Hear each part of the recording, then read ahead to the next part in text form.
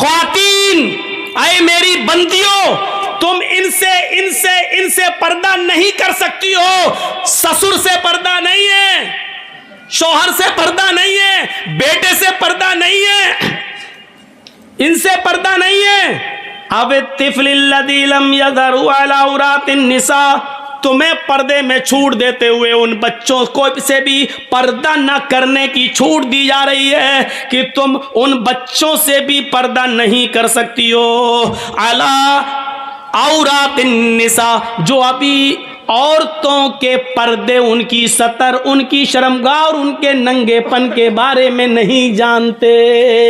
یعنی ان بچوں سے بھی پردہ نہیں ہے جن کو ابھی عورت کے خفیہ اندرونی معاملات کے بارے میں جن کو علم نہیں ہے, ان بچوں سے بھی پردہ کی چھوٹ ہے. تم ان سے بھی پردہ نہیں کر سکتی ہو, کوئی گناہ نہیں ہے.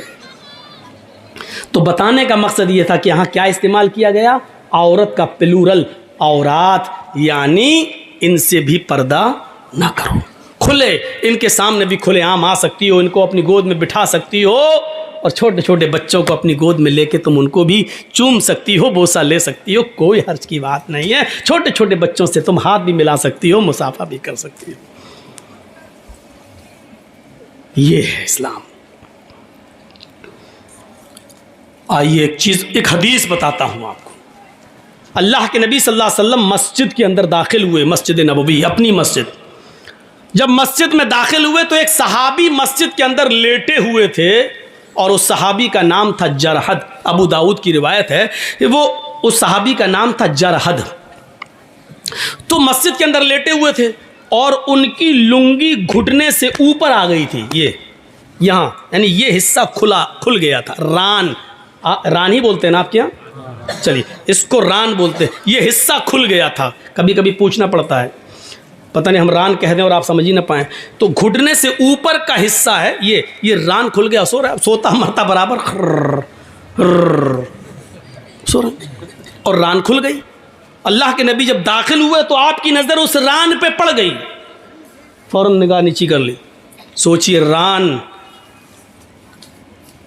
ہم کیا کیا پہن کے نہاتے ہیں, کیا پہن کے ہم کھیلتے ہیں, کیا پہن کے ہم ٹرینوں میں سفر کر رہے ہیں. آج بہت سے لوگوں کو دیکھو اتنا انڈر ویئر پہنا, ٹرین میں بھی سفر کر رہے ہیں, پتہ نہیں کیا. آج اتنا پہن کے لوگ کرکٹ بھی کھیل رہے ہیں. ارے مرد تو مرد, اتنا کپڑا عورتیں بھی پہن کے کھیل رہی ہیں. اولمپک دیکھ لو, ٹینس دیکھ لو. اب نام نہیں لوں گا میں, ضروری نہیں سب کا نام لیا جائے, اور نام لینے کی ضرورت کیا ہے. اسلام تو علی الاعلان ایک حکم نافذ کرتا ہے, وہ کسی کے اوپر بھی جا سکتا ہے. تو اس صحابی کی جب ران کھل گئی تو اللہ کے نبی صلی اللہ علیہ وسلم نے ان کو آواز دے کے اٹھایا, جرحد جرحد جرحد. حضرت جرحد اٹھے کیا, تو آپ نے جو جملہ کہا, اما علمت ان الفخذ عورت, دیکھیے جملہ اور اس پہ لفظ کیا, عورت. ان الفخذ عورت, اے جرحد اما علمتا, کیا تمہیں نہیں معلوم, اما علمتا کیا تمہیں پتہ نہیں ہے, اما علمتا کیا تمہیں یہ بات نہیں بتائی گئی, کیا تم اس بات سے واقف نہیں ہو, کیا اس بات سے تمہیں خبردار نہیں کیا گیا, کیا تمہیں نہیں معلوم ان الفخذ عورت, کی ران بھی برہنہ ہے, ران بھی ستر ہے, ران بھی ننگے پن میں شامل ہے, یعنی ران کو بھی چھپایا جائے گا. ان الفخذ عورت, یہ ران بھی چھپانے کی چیز ہے, ستر ہے. اب سوال یہ پیدا ہوتا ہے, گھٹنے سے اوپر کا حصہ کھل جائے تو وضو ٹوٹتا ہے یا نہیں ٹوٹتا ہے, یہ ایک الگ مسئلہ ہے. ران کھل جانے سے یا گھٹنے کا اوپر کا حصہ کھل جانے سے وضو نہیں ٹوٹتا ہے. یہ بات یاد رکھیے گا. بہت سے لوگ ران کھل گئی, لنگی اوپر ہو گئے, وہ وضو کر. بھائی تیرے باپ کے فتوے کہاں سے لایا تو؟ وضو جن چیزوں سے ٹوٹتا ہے اس کی ایک لسٹ بتا دی اللہ کے نبی صلی اللہ علیہ وسلم نے, 7 چیزوں سے, ان کو دہرانے کی ضرورت نہیں, سب کو معلوم ہے. ان میں ران کا کھل جانا بھی شامل, ران کا کھل جانا شامل نہیں ہے. ران جو کھل جائے ہاں, لیکن کھلنا نہیں چاہیے, اس کا پردہ ہے ناف سے لے کر گھٹنے تک. دیکھیے یہ جو ناف ہے، نابھی جس کو بولتے ہیں آپ لوگ، ناف سے لے کر گھٹنے تک اتنا حصہ مرد مرد سے بھی چھپائے گا اور اتنا حصہ عورت عورت سے بھی چھپائے گی. یاد رکھیے گا، ناف سے لے کر گھٹنے تک کا حصہ یہ مرد کو مرد کا بھی نہیں دیکھنا چاہیے اور اتنا ہی حصہ عورت کو عورت کا بھی نہیں دیکھنا چاہیے. عورت کا عورت سے اتنا پردہ ہے اور مرد کا مرد سے بھی اتنا پردہ ہے. مرد کسی مرد کی ران پر نظر نہیں ڈال سکتا، عورت کسی عورت کی ران پر نظر نہیں ڈال سکتی. جو کھیل رہی ہیں ان کے بارے میں کیا کیا جائے؟ فیشن شو میں جو آ رہی ہیں اب کیا کیا جائے؟ ٹی وی سیریلوں میں جو یہ سب پہن کے آ رہی ہیں ان کے بارے میں کیا کیا جائے؟ تو آپ نے کہا اما علمت ان الفخذ عورۃ، اے جرحت کیا تمہیں معلوم نہیں کہ ران بھی عورت ہے، ران بھی ستر ہے، اس کو بھی چھپایا جائے گا. کتنا کلیئر کر دیا ہے. اب کیا رہ جاتا ہے؟ کیا رہ جاتا ہے؟ عورت کا معنی کیا ہوتا ہے؟ چھپائی جانے کی چیز، یعنی پردہ. عورت کا معنی ہی ہے ستر، عورت پردہ کرے گی. اللہ کے رسول صلی اللہ علیہ وسلم نے ایک حدیث کے اندر کہہ دیا المرأۃ عورۃ، عورت عورت ہے. لو یہ دو بار عورت عورت ہے، کیا مطلب؟ المرأۃ عربی میں کس کو کہیں گے؟ عورت، اور عورتن عورت. المرأۃ عورت، عورت عورت ہے، یعنی عورت پوری کی پوری چھپائے جانے کی چیز ہے. عورت پوری کی پوری ستر ہے، اس کو چھپایا جائے گا، وہ غیر مردوں کے سامنے نہیں آ سکتی ہے. دیکھیے ہم اسلامی لیبل پر بات کر رہے ہیں. اب آپ وہ سب سوال مت کریے گا کہ مولانا صاحب چناؤ لڑنا کیسا ہے، پھلا کیسا ہے، وہ سب آپ اپنے پاس رکھیے گا. وہ اپنے انڈین حالات کے تحت و مد نظر آپ اپنا فیصلہ کیجئے گا. یہاں ہمیں آپ نے راجنیتی سنانے کے لیے نہیں بلایا ہے، یہاں قرآن و حدیث سنانے کے لیے آپ نے بلایا. اس لیے میں قرآن اور حدیث کا بہت سی ڈبیٹیں ہوں گی، نہیں دکھاؤ اسلام میں کہاں ہے. ٹی وی میں چل رہا ہے، ڈبیٹ چل رہی ہے، ہمارے موبائل میں کچھ ایپ ایسے بھی ہم نے ڈاؤن لوڈ کر رکھے ہیں کہ کبھی کبھی سفر میں ہم سن لیں کہ زی نیوز کیا کہہ رہا ہے، انڈیا ٹی وی کیا کہہ رہی ہے، تو ہم لوگ سنتے رہتے ہیں. ڈبیٹ میں ایک نے تو یہاں تک کہہ دیا، کوئی لڑکی نے کسی مولانا ڈبیٹ میں آئے تھے، ان سے کہا کہ آپ قرآن کی کوئی ایک ایسی آیت دکھا دو، ایک ایسی آیت دکھا دو کہ جس میں عورت کو حجاب کا حکم دیا گیا ہو، پردے کا حکم دیا گیا ہو. اس طریقے کی ڈبیٹیں ہو رہی ہیں میرے بھائیوں، اس طریقے کی ڈبیٹیں. المرأۃ عورۃ، عورت عورت ہے، پوری کی پوری چھپائی جانے کی چیز ہے.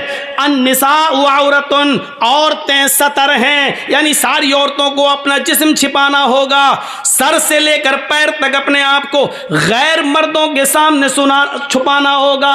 غیر مردوں کے سامنے وہ نہیں آ سکتی ہیں. قرآن کریم جناب محمد رسول اللہ صلی اللہ علیہ وسلم کی بیویوں کو بھی حکم دیتا ہے.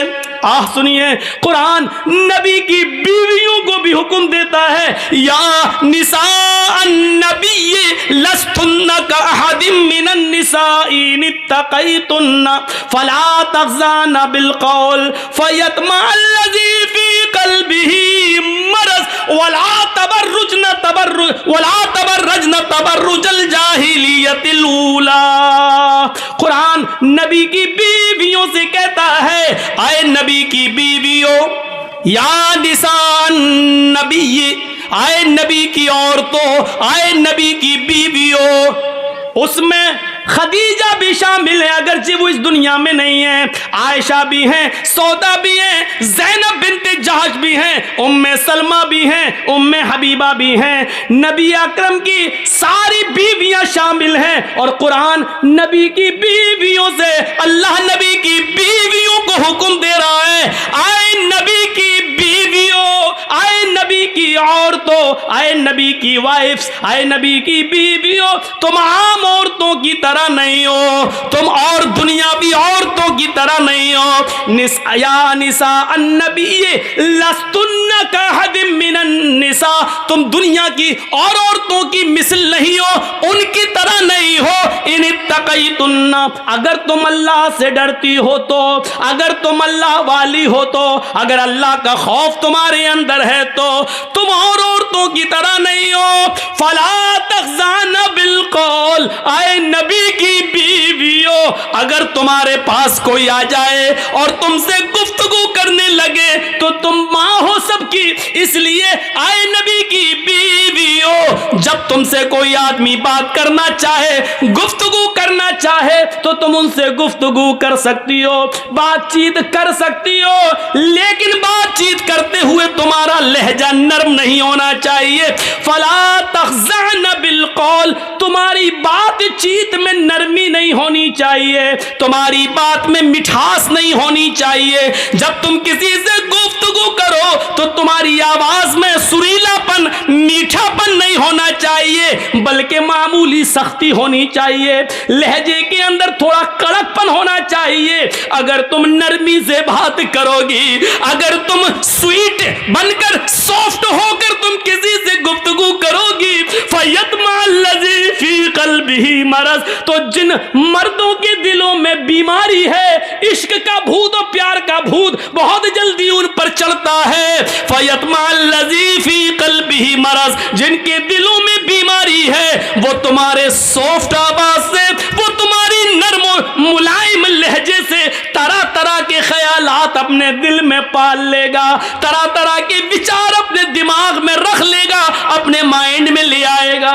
اے نبی کی بیویوں جب تم کسی سے بات کرو تو تمہاری آواز میں نرمی نہیں ہونی چاہیے، فَيَطْمَعَ الَّذِي فِي قَلْبِهِ مَرَضٌ، ورنہ بیمار دل والے تمہاری سافٹ سے، تمہارے نرم لہجے سے وہ اپنے دماغ میں، اپنے مائنڈ میں غلط خیالات پیدا کر لیں گے۔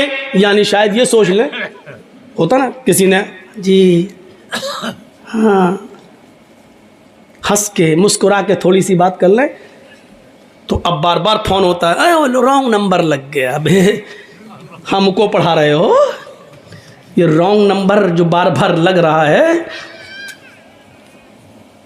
کیوں لگ رہا ہے؟ کیوں؟ یہ اسی سافٹ پن کا نتیجہ ہے۔ اگر پہلی بار لڑکی فون اٹھا کے کہتے کون، کیا بات ہے، یہ رانگ نمبر لگا کیسے، کیوں آیا، چلو ٹھیک ہے پہلی بار آ گیا آئندہ نہیں آنا چاہیے، بس ہو گیا ختم، گالی بھی نہ دو، ہٹ ہٹ چل، یہ بھی مت، یہ کچھ کہنے کی ضرورت نہیں ہے، بس آواز میں تھوڑی سی سختی ہو، نرم لہجہ نہ ہو، دوبارہ آپ کے پاس فون نہیں آئے گا، ارے بڑی ٹائٹ ہے۔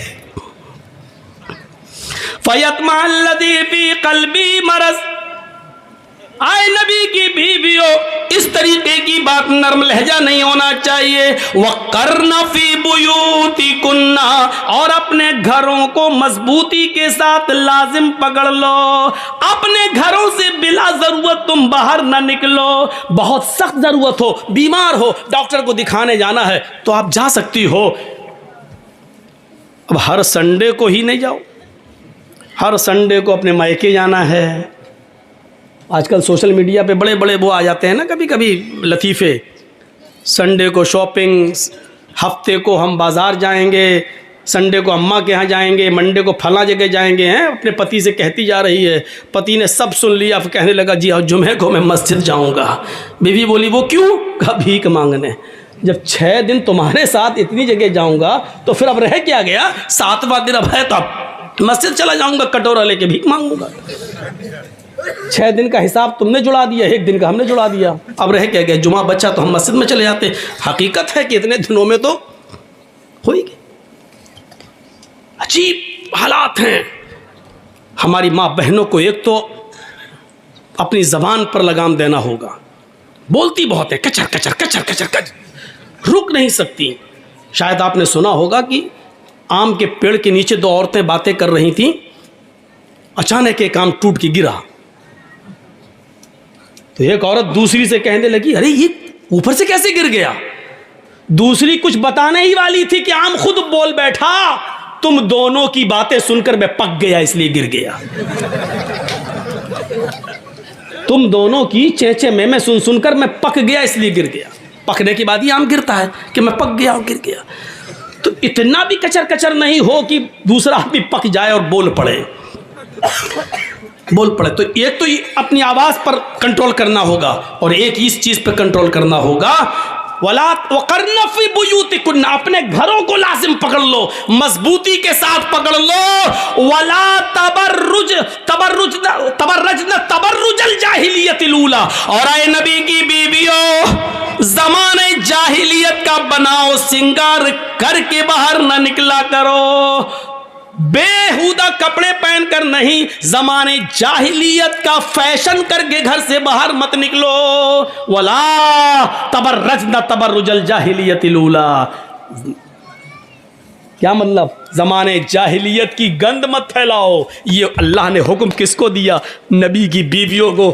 غور کرو، اللہ اگر کسی کو اجازت دیتا فیشن کرنے کی اور گھر سے باہر جب چاہا تب نکل جانے کی، تو اللہ تعالیٰ نبی کی بیویوں کو اجازت دیتا، اس لیے کہ نبی کی بیویوں سے زیادہ پاک دامن عورت کوئی ہو ہی نہیں سکتی. اور دوسری بات، نبی کی بیویوں کو اس لیے بھی حکم مل سکتا تھا کہ وہ تو تمام دنیا کے مسلمانوں کی ماں ہیں، اور ماں بیٹے کے درمیان تو کوئی پردہ ہوتا ہی نہیں ہے، لیکن اس کے باوجود اللہ تعالیٰ نے نبی کی عورتوں کو پردے میں رہنے کا حکم دیا ہے. اور کیا کہا؟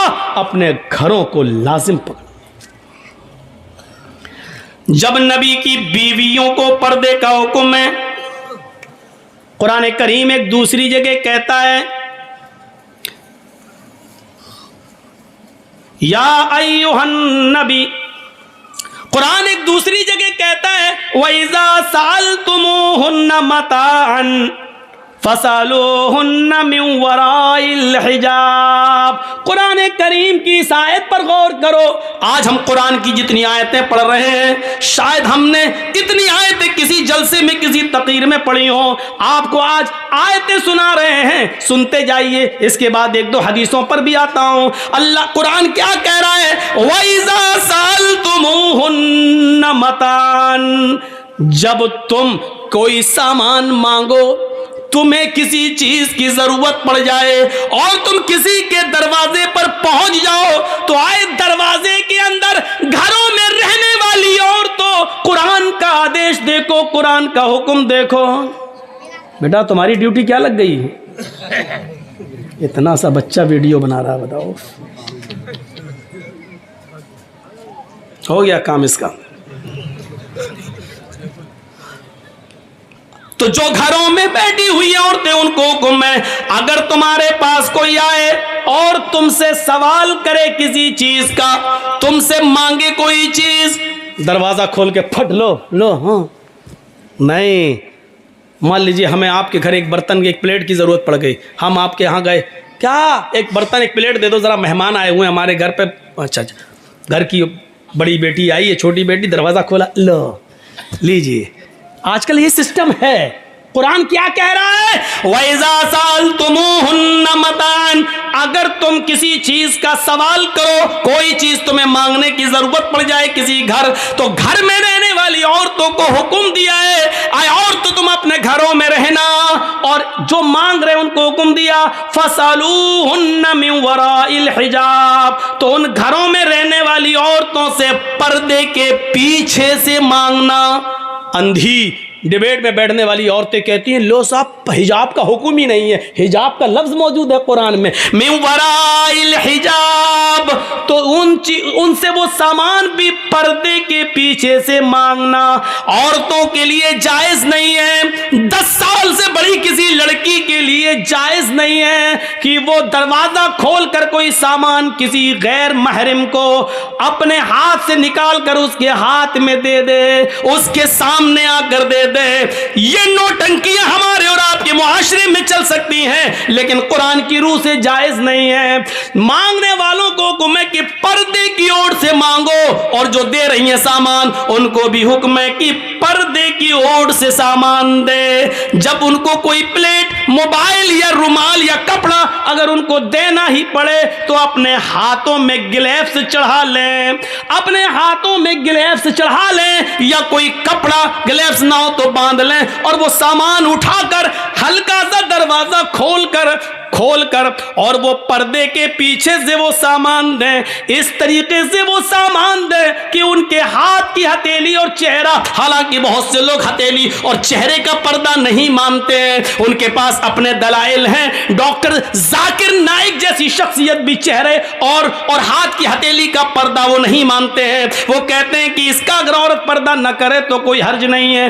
اپنے دلائل و تحقیق ہو سکتی ہے میرے پیارے ساتھیوں، لیکن قرآن کی इस आयत से इस्तिदलाल करते हुए मैं तो यही कहता हूं कि जब औरतों को पर्दे की ओर से हुक्म है, तो मेरे भाइयों अगर इस्लाम के अंदर से चेहरे को हटा लिया जाए, अगर पर्दे से हाथ की हथेली को हटा लिया जाए और पर्दे में चेहरा न माना जाए, तो फिर रह गया जाता है रहा जिस्म। तो जिस्म का पर्दा तो दुनिया की सारी औरतें ही करती हैं, हर मजहब की औरतें ही करती हैं। चेहरा ही तो अट्रैक्शन पैदा करता है, चेहरा ही तो ऐसा है कि जो दिलों के अंदर कशिश पैदा करता है, अट्रैक्ट करता है, इसीलिए चेहरे को का भी पर्दा होना चाहिए। आइए कुरान की इस आयत को सुनने के बाद हम इस नतीजे पर पहुंचते हैं कि कुरान की इस आयत पर हम गौर करके देख लें कि औरतों को हुक्म है कि मर्दों को कि पर्दे के पीछे से उनसे सामान मांगो, घर में घुसकर कोई सामान आप नहीं मांगें। इसमें हिजाब का लफ्ज़ मौजूद है।